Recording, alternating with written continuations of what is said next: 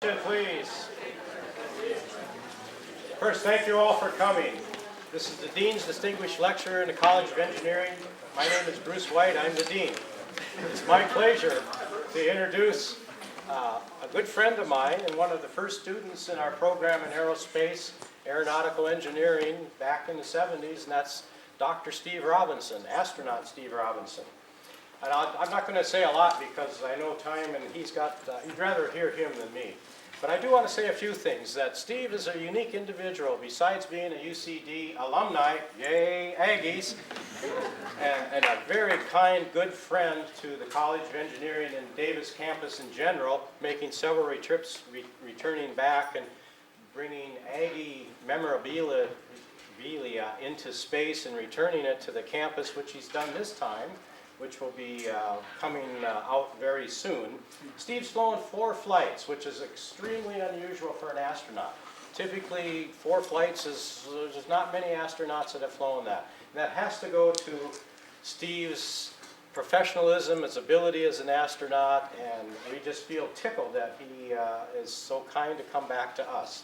He flew STS-85 in August of 97, 95 in November of 98, 114, STS-114 in August of 2005, and just recently completed STS-130 in February 2010, for a total of 1,156 hours in space, 20 million miles he's traveled. Well, it's actually 19.8, but who's counting? 20 hours of EVA outside walking, which perhaps you'll talk about a little bit today. And we're just so tickled that he remains a good friend to the college in many ways. With that, please join me in welcoming astronaut Dr. Steve Robinson. Thank you, Bruce. Hey, Bruce. Dean White. He's still Bruce to me. How many students are in aeronautical aerospace engineering department right now? In the department, there's about 600, and roughly half are in aerospace. And the year I graduated was 1978, and there were 7. And we were all told, "You guys are crazy." So things have really progressed. I would like the room lights to be dimmer because this is going to be a fairly visual talk, and we'll have a little time for questions at the end. But this is mostly my kind of home movies about my most recent opportunity to go into space.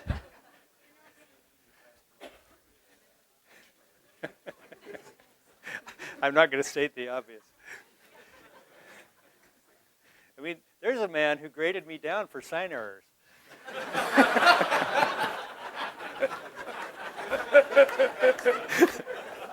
Sorry.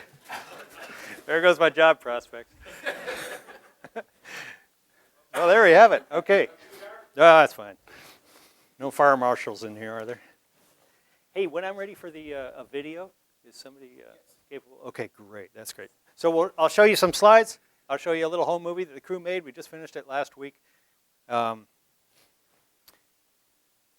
first, I want to give tribute to my really good friend, Tracy Caldwell Dyson, PhD graduate of UC Davis.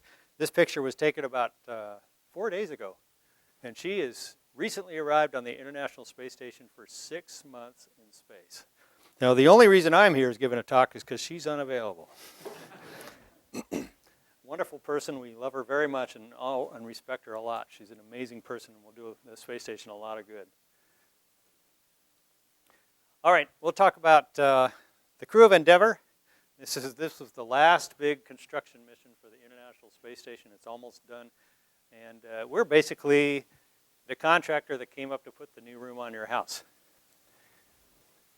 We showed up on time. I'll introduce you to the crew. On the left there is the commander, Marine Colonel Test Pilot George Zamka, making his 2nd flight in space. And on the right is Air Force Colonel Terry Virts making his very first flight in space. There's Kay Heyer, who's a Navy captain in the reserves, but has also been with NASA for 15 years and making her 2nd flight. good friend of mine. We were in the same class and started at the same time. That's the best Aggie on board. Here's Dr. Nick Patrick with a totally typical expression on his face. Nick is an MIT graduate and making his second flight as an astronaut. There's Bob Benkin. He's a Caltech guy making his second flight. He's also active Air Force and great engineer. I've skipped the entire over a year of training here, so we get to the picturesque parts, but it's a pretty arduous year. You spend a lot of time away from home. You train for very long hours. You get to know each other really well, sort of for good and for bad. You see how each other is like, how you behave and how you react to stress when you haven't had any sleep and you don't feel well because you've got a cold and you didn't get lunch today and you're tired of rubbing elbows with the same person day after day. That's what training is like. But I'll tell you, it really works because when you finally get up in space, you really know each other. I mean, it's even, in some ways closer than family. Launch was spectacular. We launched on February the 8th. We tried on the 7th, but the weather kept us down, so we got all strapped in and then didn't go. Tried it again the next day. It was a little after 4 in the morning in Florida, and it was just a spectacular launch.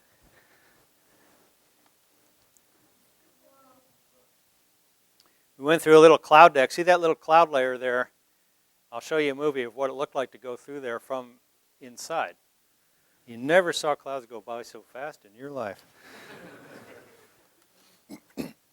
After we get up there, as you know, how the space shuttle works, it has a fuel tank to power the 3 engines that are on the shuttle itself. And so once we get up into orbit, we're not using the engines anymore, and the fuel tank's out of gas. So we release it, and it's got a timed valve in it that vents gas into space to make it tumble. And that increases the drag of it. There's a little bit of atmospheric drag even way up there and makes it fall down more quickly into the atmosphere where it disintegrates. So that's the venting going on right there. There's our ship. There's Endeavour. Excuse me. With our what we call our payload, which is a new part for the International Space Station, the last big chunk from the U.S. side going up there, called poetically the Node 3. We did have a contest to name it. Tranquility, I think, was the name for it. And you can see it's pretty big. It's about 15 feet across. It's almost 25 feet long. And it's got that thing sticking out the end of it, which won't stay there. But that is a kind of a domed window observatory, 7-windowed little module. It's actually not that little. It just looks like that. And we're going to take it off the end and put it on the kind of the side of the canister facing the Earth. This was a wonderful thing. The space station is huge, and it's yours. You've paid for it. American taxpayers have paid for not every bit of it, but most of it. It is international for certain, though. The main part of it, the habitable part where the people are, is kind of a long, sort of linked together set of canisters, pressurized canisters. And about half of those canisters are built by the U.S. and the other half by the Russians. And then off to the sides are laboratories. To one side, there's a huge Japanese laboratory, and to the other side, there's also a large laboratory built by the European Space Agency. So this thing is really cool. It's as if you're going through different sort of cultural influences on spacecraft engineering when you go from module to module. When we got right up close to the space station, after a couple days after we launched, it takes a couple days to kind of catch up and get close up to it, rendezvous it. First thing we did in space was inspect ourselves with a robot arm, and then when we got close to the space station, we let them inspect us. So we got right up close to it, turned over, showed them the sensitive part, the delicate part of the space shuttle, which are the heat shield tiles, which you could damage pretty easily. They took a series of high-resolution photographs, actually all over the bird, to take a look. This is actually a pretty good view of the various type of rocket engines on the space shuttle. The three big ones are called the main engines. They are the ones that are fed from the fuel that's in that big red tank. So after the tank drops off, they're completely not used. Excuse me, I got a little pollen in the air these days. Above the main engines, those two sort of middle-sized ones are called the orbital maneuvering system engines. Those engines were built by Aerojet, Sacramento, and they've never known a failure. And they are used for a number of things, most importantly for coming home. When you're in orbit and you need to come home, what you have to do is reduce the perigee of the orbit, the low spot in the orbit. To do that, you slow down a little bit. To do that, you turn around so the engines are sort of into the wind, as it were, and you fire those two orbital maneuvering systems engines, 6,000 pounds thrust each, for a couple of minutes. And that slows you down enough to drop your perigee into the atmosphere and then use atmospheric braking for the rest of the time to slow down and then basically fall into the atmosphere. Then you see some little rocket bells, and those are part of what are named the reaction control system, which is just a series, I think it's about 46 small rockets around the shuttle that help the shuttle, or enable the shuttle to change its own attitude in orbit. And there's an even smaller set of those that you can't see. There's big ones and little ones. Once we docked with the space station, we had, there were 6 people on our crew, the shuttle crew, 6. Normally it's 7, but the Node 3 and the Cupola weighed so much, we actually had to not have a full crew. So we had 6 busy people, and we met up with 5 folks on the space station. Now here we are, all in control and well ordered. And here we are, as we usually are, just flying around. So this is just the crew of Endeavour. And this is my favorite picture of the crew because it really shows the nature of how we approached this, which was work hard and have a great time. I'm going to go through just the objectives here. Excuse me. These are actually prioritized objectives. It's a little bit of NASA-ese here, but I love this stuff, so I'm going to talk that way. The first thing we had to do was bring up a bunch of cargo for the space station and water. Now, this is kind of interesting. The space station has no way of generating water. So all the water that it has on board has to come from the ground. It does have a recycling system that takes water out of the air and your bodies to recycle into usable, potable water. But new water has to come from somewhere else, and so we bring it. And the way we get water from the space shuttle is the space shuttle's electrical systems are not batteries, they're not solar arrays, they're hydrogen-oxygen fuel cells, where you put together the H2 and the O2, you get H2O, you get a free electron, you get some heat. And with that H2O is absolutely pure water, and we collect it, put it in containers, and bring it over to the space station. High on the list was installing the new room for the space station, which I'll show you what we did with it. Again, a view of the Node 3 and the attached cupola as it's in the payload bay of Endeavour before we reached down with the space station robot arm and pulled it out and attached it. Here it is on its way, looking out the aft window of the space shuttle. That's, I guess I took this picture of the robot arm pulling Node 3 out of the bay and over to the space station. And these are kind of hard to see here, but this upper left is where the Node 3 is attached to the space station. Look at all those wires and cables. And this is an interesting engineering decision that was made long ago, which was the mechanical parts of the space station coming together are done using remotely controlled motors and latches and linkages.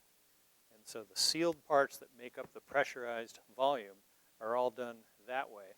However, the rest of it hook up the fluids and the data and the cable and the heaters and stuff like that, whether they're hooked up inside or outside, are almost all done by hand. And so on the outside, our 2 spacewalkers, Bob Benkin and Nick Patrick, went outside 3 times to finish the hookups on Node 3. So once Node 3 was attached and we started working out the whole activation, again, it's like putting a room on your house. Once you build the structure, you still got to get the the electrical power and the lights and the heat and the air conditioning and the plumbing, and this is exactly what we were doing. That canister that was in the payload bay didn't look that large or impressive from the photographs, but here's what it looks like from the inside. It is very large, and the amazing thing was how empty it was. And so when we first opened the hatch, and I got to open the hatch the first time, and we went in there, and we had our masks on and stuff, and it was dark and musty, but it was pressurized. And it was just huge, and you could be in the middle of a volume, huge meaning about 15-ish feet in diameter. But that is large enough that you can be in the middle of the volume and not be able to touch anything. Well, then what do? You're just floating. And so, you try swimming and wiggling around. It's a pretty interesting experiment in dynamics, free dynamics. Most of the mission was spent with tools in our hands, and that was a great thing. It was great to be working in space. I mentioned the cupola moving from the end of Node 3 to the Earth-facing side of Node 3. Here's some pictures of it up with the robot arm. That process going on. The space station is really complicated, and it's also a sealed control volume that people live in.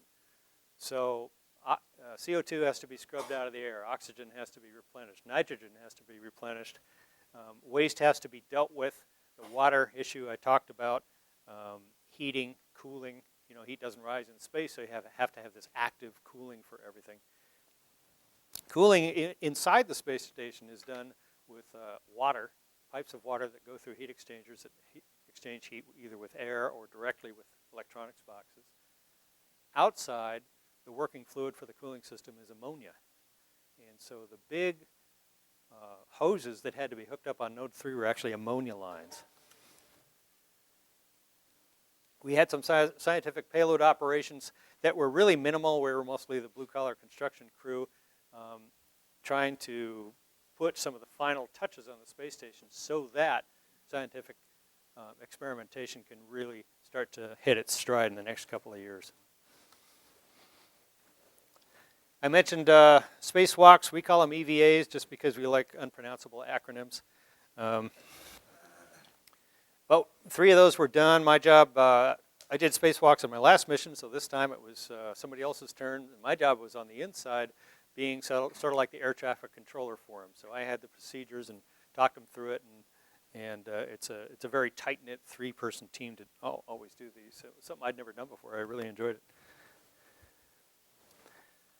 Inside the airlock, there's Nick on the left and Bob on the right getting ready for spacewalk number 3. While they're in the airlock, we stuff them in this little airlock. You'll see that in the movie, and close the hatch on them. It's just full of spacewalkers. There's hardly any room in there at all. So when you look through the hatch and get a picture, this is all we got, which I thought was pretty neat. Once outside, of course, it's a different world for those guys, and you can kind of get a hint of the complexity of the space station just even in the reflection of the visor here. One of the amazing things about doing a spacewalk is you can do stuff like this and not feel like you're about to fall 220 miles. I'm not sure why that is, but it doesn't feel like it looks very often.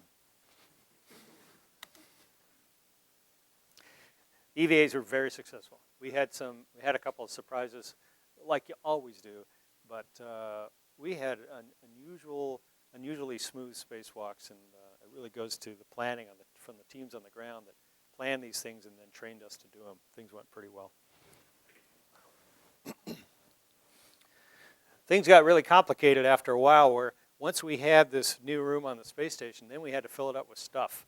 And the stuff were many of the machines that deal with the environmental control and life support, and also exercise. So there's the hygiene compartment in there, water recycling machine, oxygen generator, a huge resistive exercise machine. Did you know that space station astronauts exercise 2.5 hours a day? How buff would you be if you did that? Lots of cargo and stuff. This is a brand new spacecraft, and anything that gets launched on the shuttle has to have a whole bunch of structure and bolts and stuff to keep it together during the launch loads. both the 3 Gs that it undergoes on the way up, but even more so the vibrational, the shaking, which can be very violent. So once we got it up there, we had to take out roughly 1,000 different bolts. And as it turns out, mostly taking out bolts isn't too hard. What you do with them afterwards is a lot harder, because you can't just put them down. So you put them in these plastic bags. And I realized once again that if you have a plastic bag with 100 things in them, and you open it to put number 101 in, you imagine what the rest of the guys are trying to do. It's amazing how much they want to come out of those plastic bags. And, you know, you'd be using your teeth and all your fingers and everything else to try to get this thing in there. It's a lot of work. Access for some things was pretty challenging, so we had to use all kinds of tool extensions, and it was great fun. Sometimes the lighting was pretty minimal. We didn't have the lighting totally up and running in the module, so you see us with these very fashionable headlamps on a lot of the times.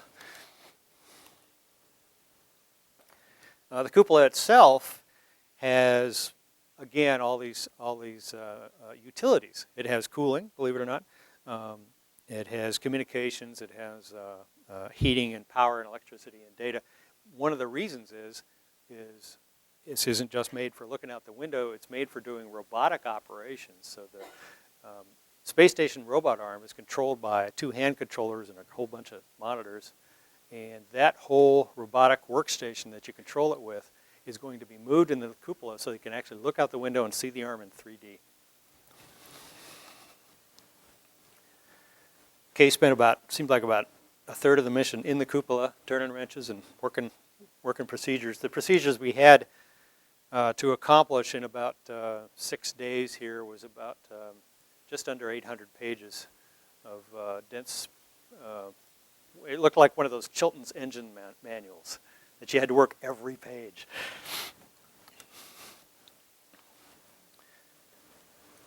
So there's the view looking up into the windowed cupola. Terry with his little surgeon's kit of tools. Another couple things we did was reboost the space station. As I said, it's not completely zero drag up there. It's up in the upper fringes of the atmosphere, but it's up there all the time. So just even the few molecules or atoms of oxygen that it runs into drags it down a little bit. So we used our thrusters on Shuttle Endeavour to actually boost the entire space station up. And that was impressive because our total mass together, Station plus Endeavour, was just over 1 million pounds of stuff. When we undocked, we did a fly around, meaning we did an inspection circuit of the space station that I'll show you some great pictures of. Added to the mass by about 33,500 pounds. A couple of shots of the cupola here. Nice place for a crew picture. Of course, if you look at the other end of that, which is normally what you saw when you came up to it. It was even better than we expected. It was actually better than doing a spacewalk out there because the helmet really restricts your peripheral vision. When you're up there in this dome of windows, you really have a sense of the three-dimensional sense of the world and its motion. And you know, my feeling was, so this is what it looks like in space. And it took me my 4th trip to finally get to that realization. We didn't get a lot of time to look out the windows, but we took away some of our sleeping time to do that. It faces down towards the Earth. So the view is about as good as it can be. See beautiful things, bits of sunsets in the horizon. You can see that thin atmosphere there. The Russian Soyuz and Progress cargo vehicle. Looking across Endeavour, it was kind of neat to come up to this window and look down at our spacecraft, because when you're in it, you don't see it. The last we had seen of it was standing at the launch pad in the dark, looking up at this big, kind of groaning, hissing machine. And now we're looking at it in the peaceful setting of space. Just beautiful. Oh, a combination of passions here. You know, very lucky to to have gotten to do this. A couple of us who play guitar got together a few years ago and bought this guitar and sent it up to the space station, so it lives up there now. I had a nice little half an hour one morning.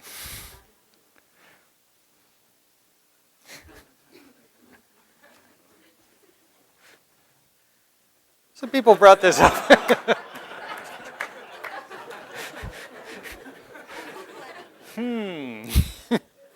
We're not sure who designed the cupola exactly. It's traditional to stick your mission sticker up on one certain panel there on the space station. There's our commander, George Zamka, performing the honors.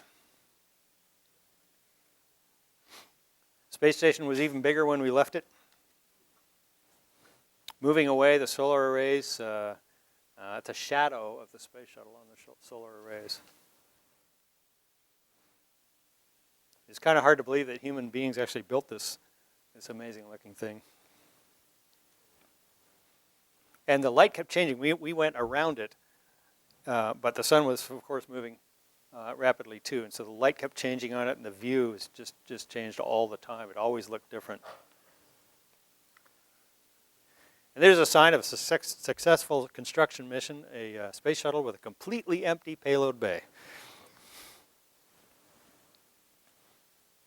Moving away from the space station, off into the sunset. And we got a minute to simultaneously break the rules of both fashion and photography here. Had a little fun with optics. We also got a chance in between leaving the space station and coming on home, which was a couple of days, to inspect our spacecraft one more time and squeeze in a few photographs of good old planet Earth. Just go through these quickly. If you're an artist, space is a great place to be. The one drawback is you wish you could hold still sometimes. You're going 5 miles a second and all these scenes go by too quickly. This is the Himalayas. South Pacific thunderstorms. It's over North Africa, somewhere out in the ocean. Mountains of northeastern Tibet. Dust storm over the Sahara. Probably my favorite thing to see in space are the colors of the atmosphere and how thin it is.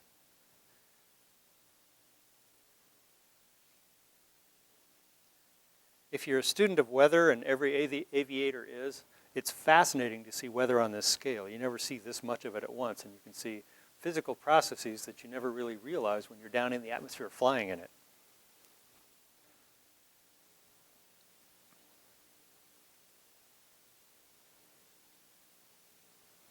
It's in Australia, or Mars, depending on what you believe.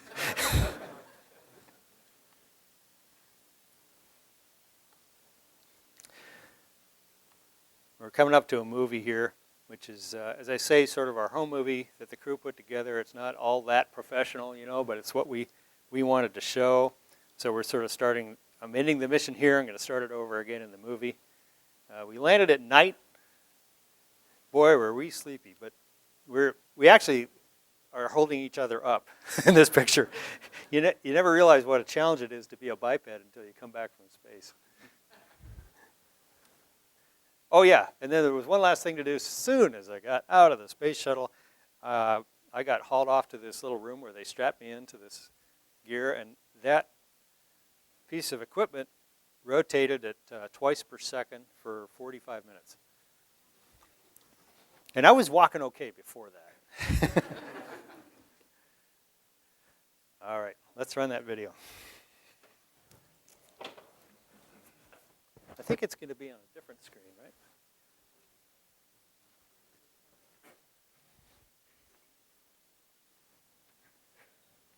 Is that going on this one? Okay, good.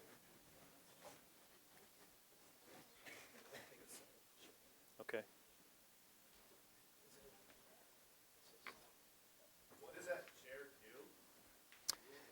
Oh, the idea of that chair is to look at the readaptation of your vestibular system, the system that allows you to walk on only 2 feet. What you're trying to do, those things over my eyes are eye trackers. And it turns out your eye moves sort of in the inverse signal of what your vestibular system says your head is moving. So what you can do to study the brain is study how the head moves, watch the eye motions, and you have kind of a transfer function of what the brain's doing. Talk just a little bit about the training here. One of the kinds of training we do that we just love to do is fly these supersonic jet aircraft. They're old airplanes maintained perfectly by the folks at NASA. We spend a huge amount of time in simulators. I think more time than we spend at home. And this is a rendezvous simulator. It's mostly in the dark here, but you can see we're all crowded together just like we are in space. Going underwater to practice the spacewalks. You've all seen pictures of this. This is a kind of a big process. You show up early in the morning, get suited up, spend 6 hours underwater. So after lots and lots of that training, and most of it's in classrooms and sitting in front of diagrams and stuff like that, but we don't show that because it's kind of dull. So they got us up at some ungodly hour in the morning at Kennedy Space Center in our little dorm there, strapped in. On the lower right, you'll see a picture of the crew. That's me.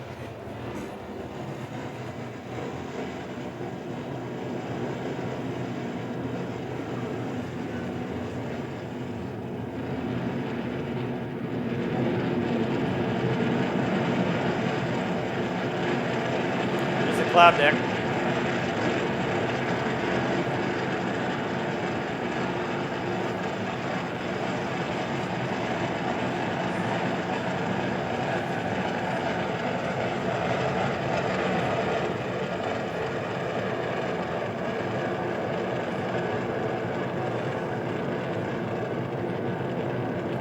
Solid rocket booster separation.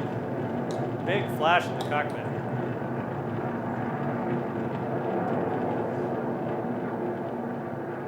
And after those guys are off, it gets a lot smoother. But the G's build up because you're getting lighter and lighter with the same thrust. Now, if you watch carefully, you can watch us go 0G right there. Now we're floating. Went from 3G to 0G in about 1/4 of a second. Boy, does that make your head feel weird. Remember that tank coming off? We're done with it. It's out of gas. So all kinds of strange-looking things happen, and finally the tank drops down. Shuttle Endeavour flies away. A couple of pieces of ice floating away there. And we flip all the way over so that we could photograph it and see if there was any foam that might have come off and damaged the shuttle. As it turns out there wasn't. So here we are in day 1, floating around, moving our heads real slowly.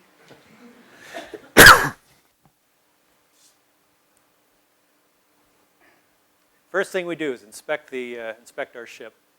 We do that by taking the shuttle robot arm. We're not on the station yet. We're out on our own. We have a big, long extension, so we have 100 feet now of robot arm, and we go all the way along, painstakingly slow like this, with cameras and laser scanners to look at basically everything we've got that's delicate.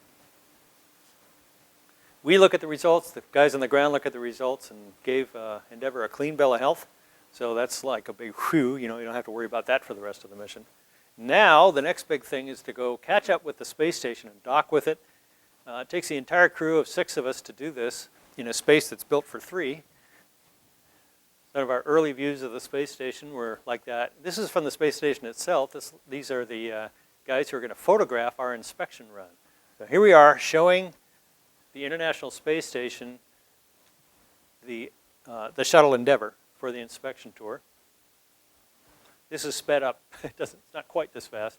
Everything we do is slow as paint drying. From the inside, we had station rise over the tail. The sun kind of got in the way, but still it was a spectacular sight to see this great big structure come into view like this as we finished our inspection flip. Once we finished that, we used the bore sight there. That's the target coming right up to the station. That's in feet, or inches, I mean. Clock is started. All right, turn down the card. Okay, we're docked to the space station.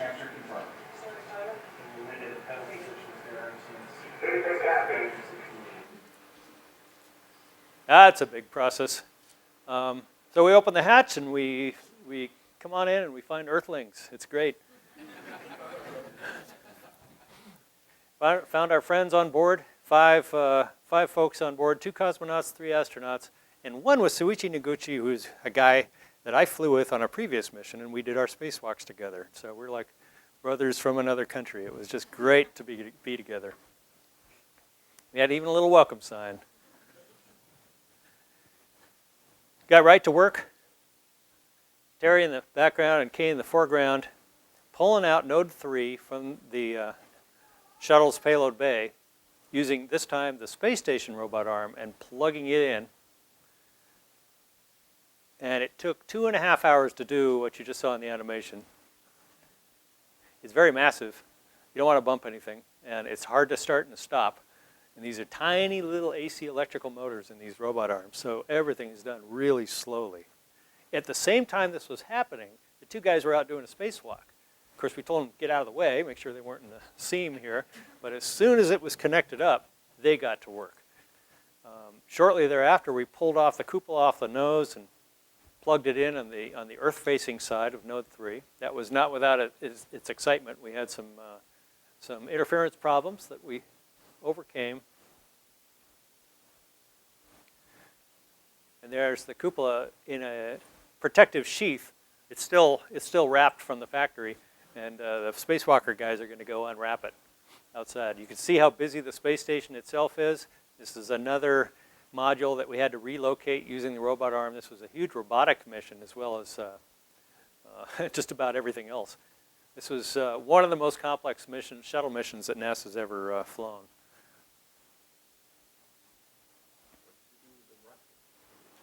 The wrapping, we brought it home. Yeah, we brought it in, brought it home. That's the airlock on the space station. Of course, the point of the airlock is you can't just open the door and go outside. All the air would go out. So you go into a little room, close it off, and open the door to that. But first, you have to get the nitrogen out of your blood. So you breathe pure oxygen. You lower the pressure overnight. Finally get in your suits. You stay in there for almost 2 hours, breathing more pure oxygen, trying to make sure the nitrogen is out of your blood so you don't get the bends. Finally, you get to go outside after being cramped up in that airlock. It's just a huge treat to open the hatch and float outside and into the big world and get to work with those big old pressurized gloves. That's part of Node 3 actually in the payload bay before we've taken it up there. And what Bob is doing is taking off the covers for those orange seals, which are responsible for keeping the air on the inside of the space station. Doing a spacewalk, almost everything is hard. Bundling up a cable is hard, tires your hands out. Putting it away won't stay in there. You know, gravity is the great organizer, and without it, things are a lot more difficult. You actually see how big the station is. Look up in the upper right there. That's one of the other spacewalkers walking along. I'm running them through their paces there, giving them step-by-step instructions. George was operating the cameras, and just mundane things like stringing a power cable from one module to the other takes quite a bit of work and coordination to get it done when you're doing a spacewalk. It's a dangerous environment. You really have to watch over your consumables. These guys look like they're fighting over a tablecloth at a picnic, don't they? It's actually sped up. What they're doing is pulling out a thermal shroud that they're going to put over those ammonia cooling lines. There's the ammonia lines. You can see the complexity of the operating conditions there. It can be really, really a big, messy tangle all the time. And it takes a lot of slow and careful diligence. But these guys put out 4 ammonia lines, big long ones, 15 feet long. For us, that's very long. And pressurized them with ammonia. They worked well. They only leaked a little. And wrapped them up. Went up to the cupola and started taking off the wrapping on the brand new cupola. Felt like somebody's birthday, unwrapping this big, beautiful present. This is kind of the crown jewel of the space station in terms of the view. We had aluminum covers over the windows and all kinds of stuff to take off. Finally back in the airlock, big bags, big spacewalkers, hardly any room. And after 6 or 7 hours in there, they finally get to take off their suits and scratch their nose. All right, now the work on the inside begins because we can open the hatch. We've got cooling, which means we can add power. And to do that, we've got to hook up all the cables and lines. Now this is the number one off the factory floor for a Node 3, the only one ever built. So you can imagine it didn't go together quite exactly as planned. So we had lots of little surprises and interferences and things we had to sort of innovate around. While we were working inside, our colleagues are working outside. Occasionally we could see them. That was pretty strange, to be able to see your friend through the glass. That's the first opening of the hatch to the cupola. You can see how big it is across. Lots of electronics that is associated with the docking mechanism for those two modules that we then had to remove after its job was done. Communication systems with its own cooling. Various kinds of fluids, some of which are dangerous. So you got to dress up pretty well. Once we had the basic power and data, lighting and cooling to this module, Tranquility module, it was time to put it to work. So we moved in the environmental control and life support machines, like I said. So this is what they look like. They weigh over half a ton each most of the time, and they barely fit. We got it hooked up over several days, and we had a grand opening ceremony. It's like a brand new Walmart. All right, back on the shuttle. This is one of these don't try this in space at home things, or even in space. That was an M&M in there, and you try not to swallow M&M's whole.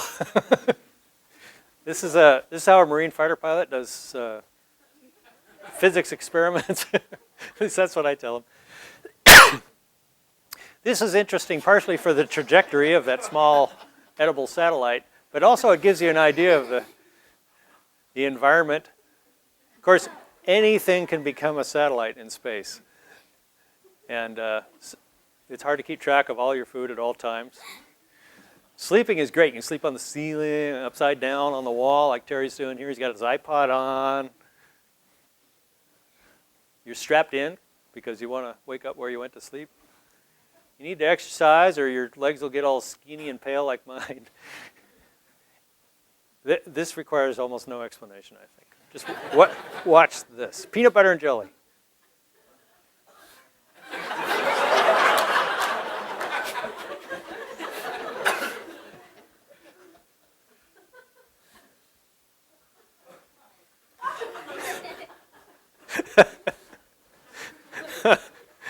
Moving around in space, you can, if you're not careful, you can definitely get out of control. We were up there during this Winter Olympics, and we thought during a pass over Vancouver, Canada, we should join in. It was an international group up there, 11 of us from all over the world with several different cultures, several different kinds of food. And so we had a couple of meals where we all got together and spoke in our various languages and accents and shared food. And I think sort of the whole benefit of the international aspect of the space station really came true for us crew members. Well, eventually, sort of the reward for doing all this hard work was getting to open the windows on the cupola for the first time ever. The moon was in that phase. That's about 2 phases ago, or 2 cycles ago. And this is the kind of thing you could look at. Like I said, these are not very professional. They're just home videos that we took in our excitement to kind of share with folks back home what we could really see. We could see more of the Earth through these windows by far than any other window on either of the spacecraft. And sunsets and sunrises last.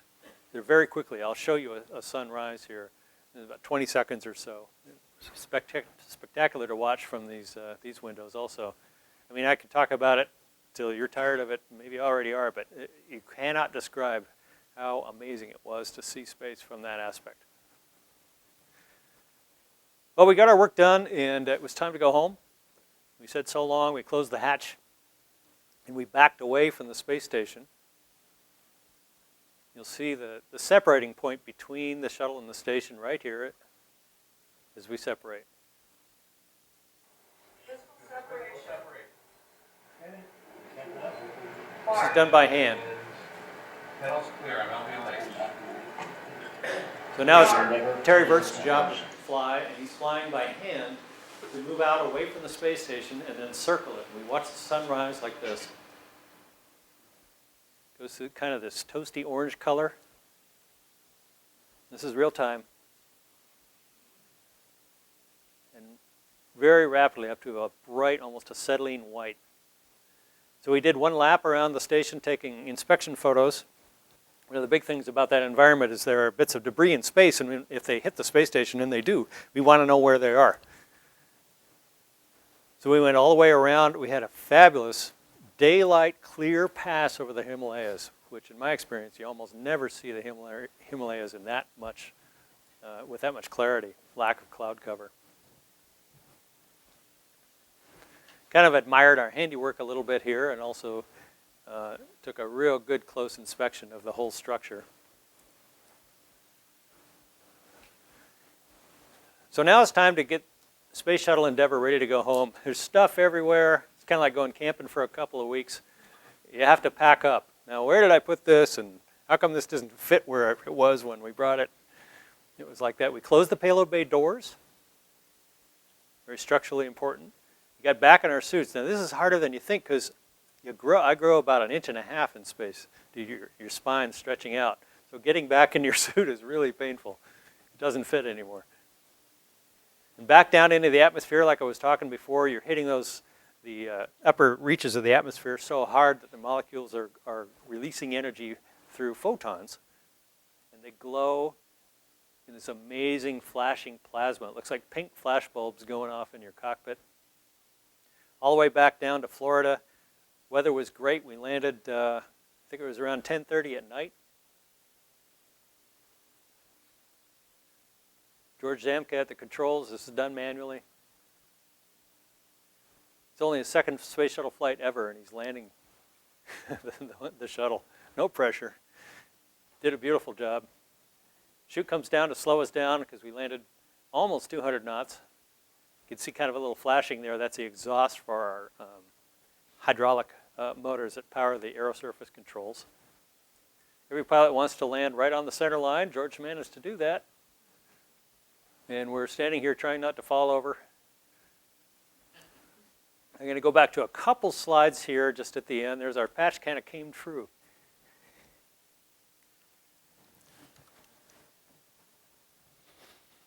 Okay, back over to the center screen just for a couple. This is a picture taken from the space station crew just as we pulled away. What's that in the window there? If we take a closer look. Guess who?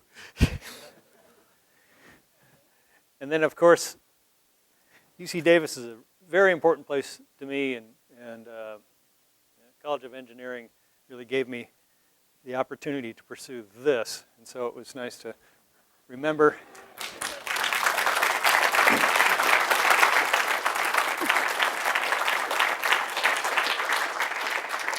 So thanks very much. I think we have time, but not very much, for some questions. So we'll start with that.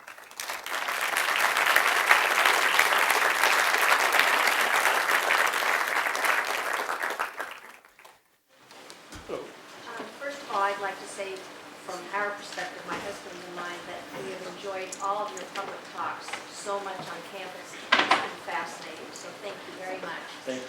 My question is, given proposed cuts to NASA, what do you foresee as the future of the space program?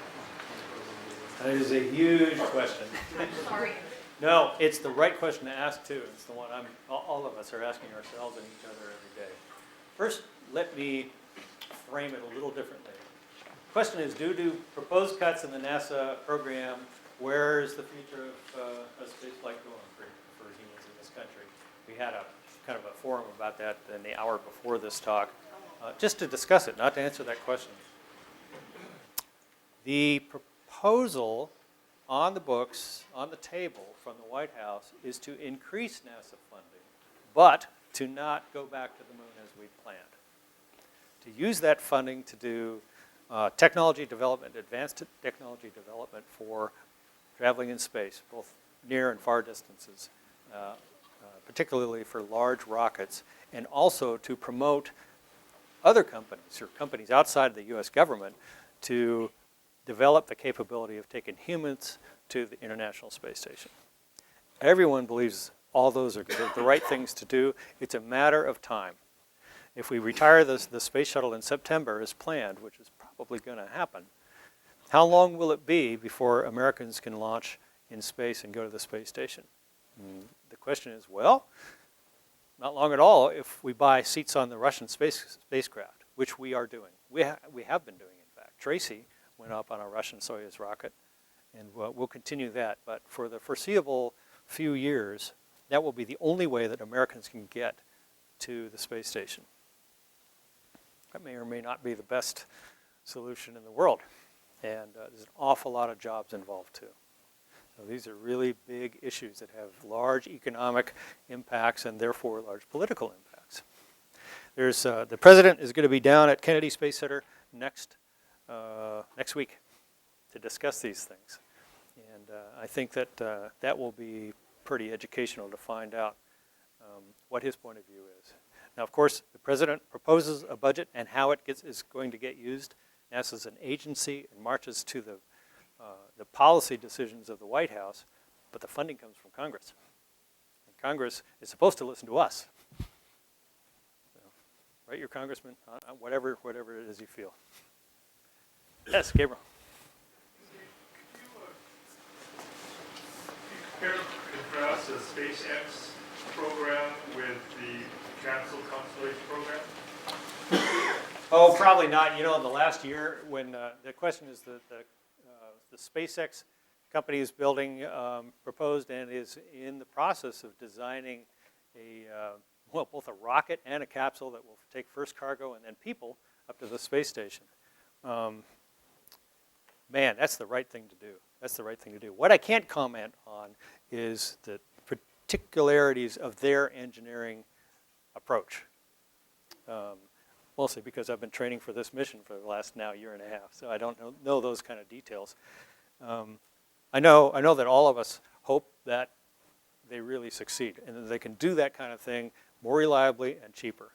But reliable and cheap are at odds with each other. That's the whole problem with spaceflight. There's somebody over here. You're not over here.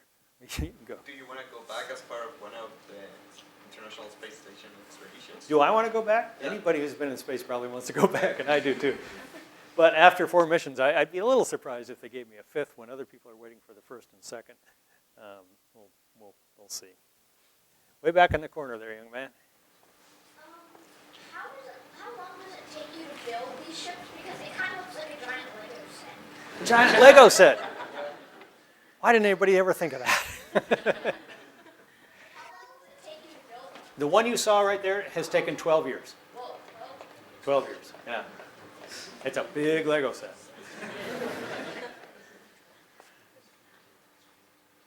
What's the anticipated service life once it's up there? The anticipated service life for the space station, well, it's all money, you know. It was initially talked about to 2015. Now I think it's pretty well understood that we'll go at least till 2020. Personally, I hope and would go further than that, and would be surprised if it did. The investment has been pretty massive. It's working really well. You know, I mean, this space station was put together from engineering outfits all over the world and was brought up little bit by little bit and put together, as you saw, painstakingly with robot arms putting together, and every single piece went together. We never had to bring another one home, bring a piece home that we brought up because it didn't fit. That's amazing. That is amazing. That's the combination of engineering diligence and international cooperation that I just don't think this world has ever seen before. One of the biggest benefits of this whole program. Okay, agree. How far away are we from landing a human on Mars? How far away are we? I bet you mean time and not miles. From landing a human on Mars, that sure depends on who you ask. I think about 40 years. Yeah. Because there are some problems that are really hard to solve. I think we've proven we can live in space for that long, you know, for roughly a year or so. There are challenges. We're still learning about human long-term adaptation to microgravity for sure. We haven't got it all figured out, but I think we can do that. But let me give you an example of a really hard problem, radiation. You get away from the Van Allen belts, what are you going to get? You're going to get a full hose radiation. What's the best way to shield yourself from radiation? Something very dense, right? Density means weight. Weight means rocket propulsion thrust used to get it up there. And it not only has to go to Mars, it has to come all the way back with you. Big problem. And the old problem of if you go all the way to some distant destination that doesn't have any gas stations, how do you have the gas to get back? You have to manufacture it there out of local resources, which takes a whole bunch of stuff you have to take there as a manufacturing plant, or you have to take the fuel all the way there that you're going to use to come back. These are some of the major engineering challenges that I think we're going to face. These are not one-decade type problems. Yes? Are there any really promising commercial applications for the International Space Station that are being talked about now? Yeah, there are. The pharmaceutical companies are starting to get more and more active in terms of things like drug delivery and protein structures. You know, you build protein crystals can grow very large and more easily analyzed in space. So you grow them in space, bring them back, and you can learn about the structure of a protein and its geometry is the way an engineer thinks about it. I think that there's some material science issues in terms of making things very spherical. That not so much that we will manufacture things in space, but there will be a theory that if you go to space and you can make something more easily, you can then determine, you know, get the results, bring it back home, find out if that really provides the benefit that you had intended, and then say, aha, it's worth building some sort of ground facility to get this benefit. So it's kind of a multi-step process, but that's really how the benefit works. But then the tangential aspect benefit, I think, to all of us of going to space is the fact that you generate technology in trying to do this that you wouldn't have generated otherwise. That may in the end have nothing to do with spacecraft or you flying in space, but can change our lives in very significant ways. And that surely has happened in the last 40 years. We're running out of time. I'm going to take one more question. Can I take one more? All right. Why don't you bring like a tree into space so you have more air? That's a good question. Why don't you bring a tree into space since you have more air? Because what do trees do? What do they use to build their own? Air. Well, they use carbon dioxide, right? Yeah, but in a spaceship, so you have And they more generate air. oxygen. Well, we haven't learned to do that yet. It's a great idea. We haven't really learned how to do it. We've tried a few things. The cosmonauts showed me some, I think it was a wheat grass that they were growing in space. And so there were actually some plants on the International Space Station. There's more plants on the space station than there are in my house, at least live ones. But that's a great idea. Well, let's Bruce? thank our special guest today.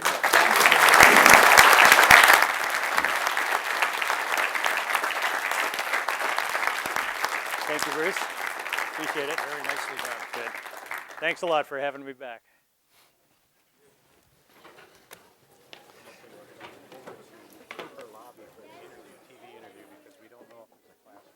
Ah, okay. Okay, good. Good deal.